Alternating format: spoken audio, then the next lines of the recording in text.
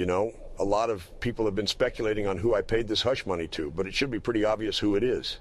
I don't even know why we have to discuss it here. The answer is every woman who has been on the roster since 1998. Sometimes I would have a hot plow with Trish Stratus back in the day. If I was bored on a Tuesday, Alexa Bliss would be next, and it wouldn't even be the hot ones all the time. I would sometimes get a steamy blow from Mae Young. I mean, those teethless gums could work some serious magic. Nobody would even question it. I remember several decades ago when I was loaning out my daughter Stephanie to Macho Man. I would ask for pictures of their work, if you know what I mean.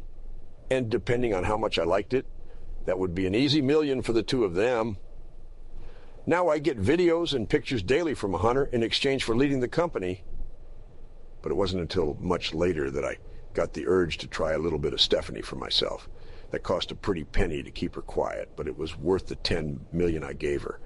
I even got some of Nia Jax just to feel what it was like to have a 400-pound woman ferociously crush my pelvis. Of course, she only received about 10 grand, just because of the insurance I had to get because of how dangerous she was in bed.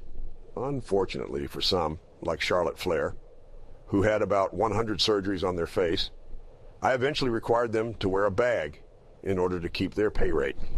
The women's revolution ended up being great for me because, finally, I wasn't just banging soulless bimbos.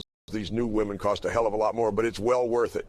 The only woman I didn't bang was Paige, only because we had a roster of 100 men, and on a daily basis, each one was shooting sauce in her, and you know Vince isn't getting sloppy seconds. But that is where all that came from. Am I proud of it? Absolutely. But don't tell anybody.